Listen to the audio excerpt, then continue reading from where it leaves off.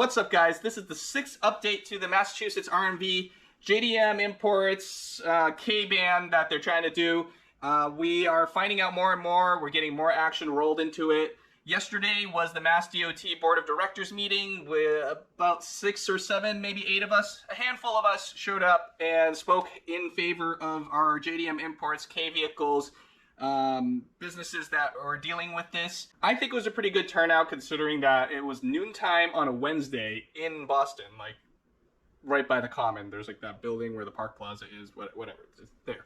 So people have work, people have family things, people live way out in Western Mass. So the amount of people that we got, I think, was a pretty good turnout. While it's still fresh in my mind, I can recap what happened there. So we kind of just show up, we go into the boardroom, we all sit down.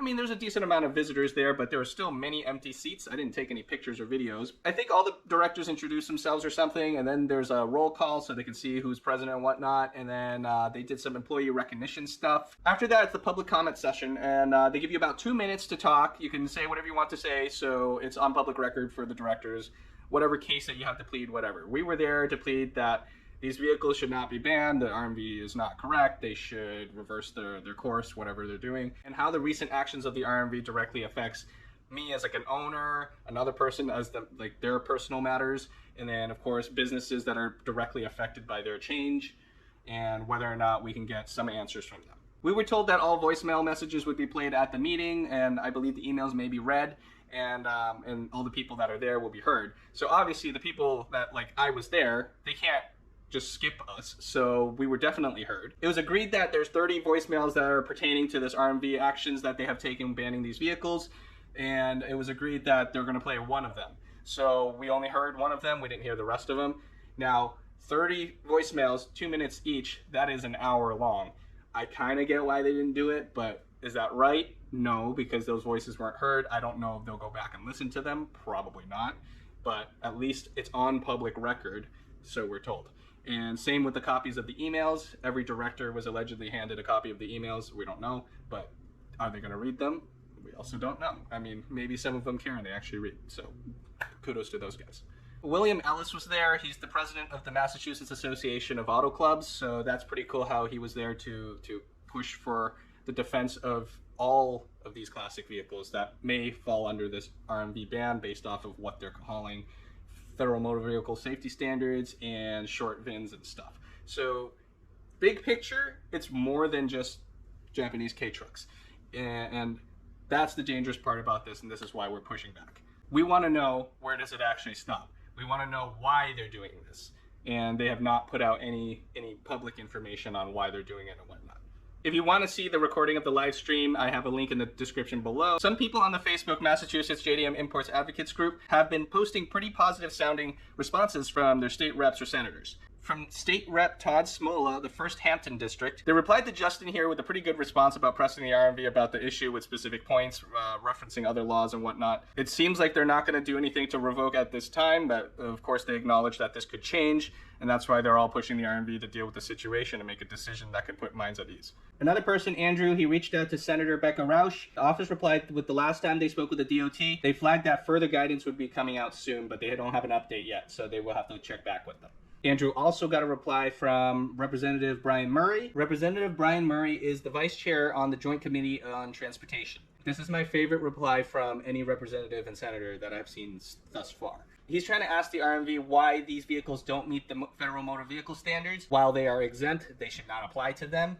He's also asking, the RMV has been doing this for ages, why would they suddenly stop doing this? He is also waiting for responses, and he's going to have to follow up on that too. Interestingly enough, as I was walking back to my car after going to the Board of Directors meeting, I was walking down the street and I saw this bright orange UTV driving down the road on Tremont Street, just in the dead center of Boston.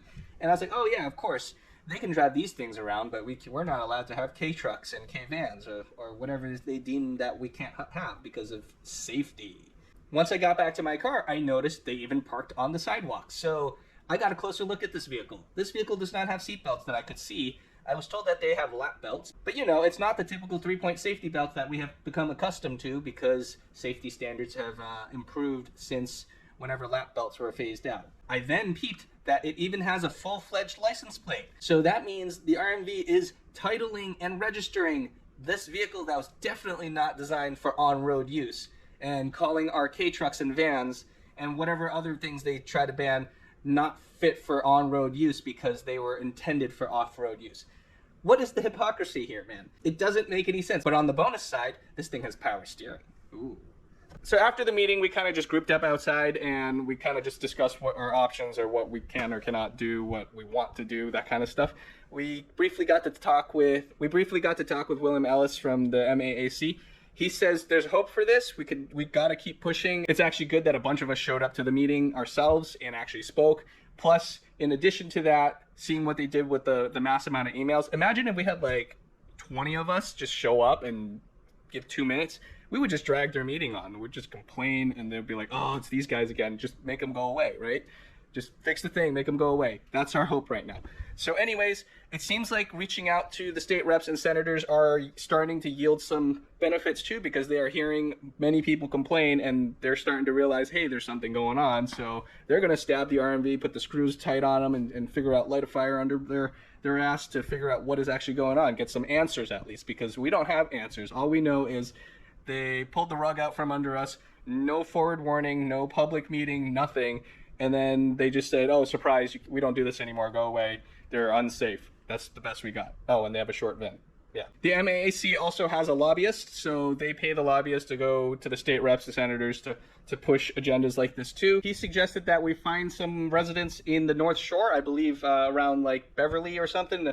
What is it? The 3rd Essex district. So I don't know the district, but whatever. Here's an overlay of the thing. This is Senator Brendan Creighton's district. He is the chair on the Joint Committee of Transportation. We want to reach out to other people that are willing and able to submit legislation if we need to, and somebody with a higher position of power within the state legislature to apply pressure to the RMV to at least get something out of them, even without legislation. Continue reaching out to all your state reps. Make as much noise as possible. Remember to still be respectful, because they're just as stonewalled as we are, so we want them on our side to help us with the situation. There's no August MassDOT Board of Directors meeting. I believe they're on like summer break or whatever. So the next one, save the date for this, it's September 18th. It's also at noontime. I don't know which particular day it is, but yes, it's in the middle of the day, in the middle of Boston.